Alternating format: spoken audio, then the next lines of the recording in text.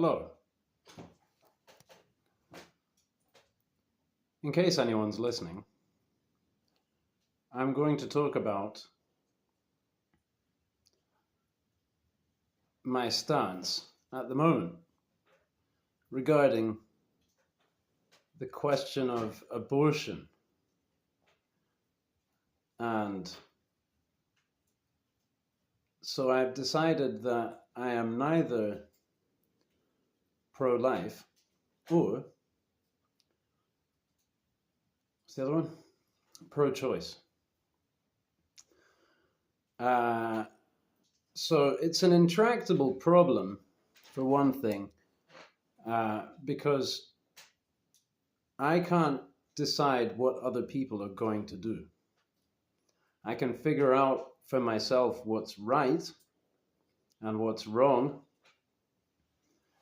in general, or also in specific instances. I could look into that and say, well, the rule is this, but there are exceptions to the rule, and here is an exception. But that doesn't stop one from picking a stance. And we're practically obliged to pick a stance, right?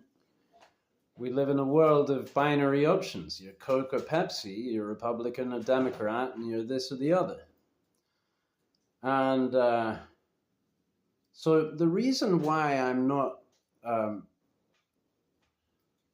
pro-choice as a stance is because I see that pro-choice means pro-making a particular choice.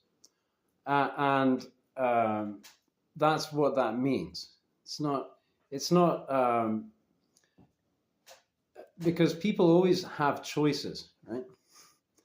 The question regards consequences, because when you make choices, those have consequences as a rule. There may be exceptions, but I don't know of any. And so I think that almost always killing, destroying, as a rule, is wrong. But, I mean, there are very marked exceptions. For example, we have to kill in order to live. We have to kill, unless you want to be a fruitarian, and then you're going to kill yourself, and you're not supposed to kill.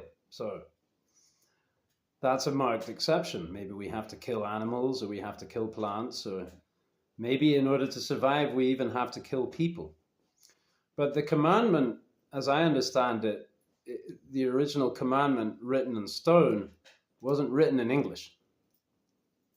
It was written in a different language. And so the word that it says, thou shalt not, and then this word doesn't have a precise translation in English, but you could translate it as destroy, for example. Don't destroy, or how about wantonly destroy? Don't destroy for no good reason. But, we're surrounded by all kinds of culture, and some people's culture is to destroy for no good reason. And you can't stop those people. You can only try and stop that tendency within yourself. So I don't try to stand in the way of another man's sin as much as I am able. And I also don't think other people should try and stand in the way of my sin. My sin that only harms me, that's my problem to deal with. Other people can stay out of it, if I'm not pushing it on them. So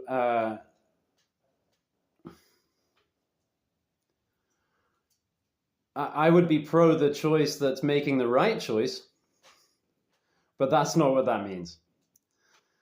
And pro-life, that's the one that just came to me now, more recently, in reflecting on this topic, is that the pro-life stance is actually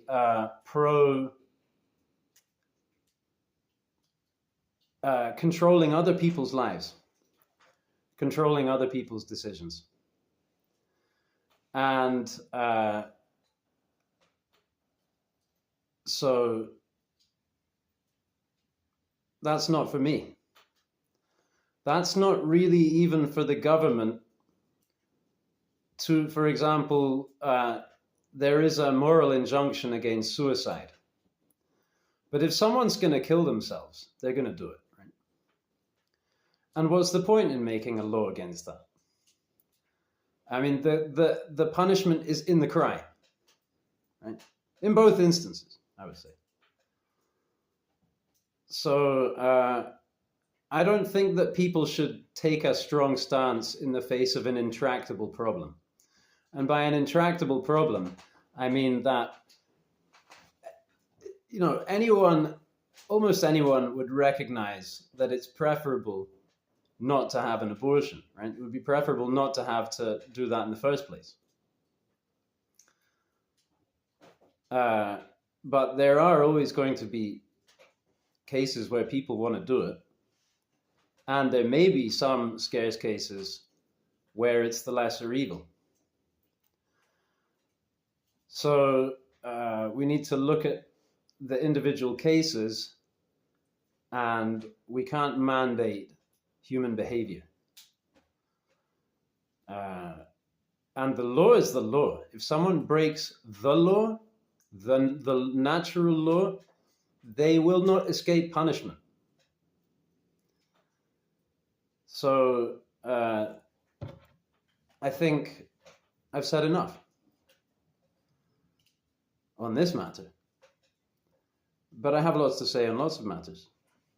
So if that's of interest, you know, aside from Blade content and what have you in my usual fare, check in, because you'll see in the title that I'm not talking about knives. Toodlepip.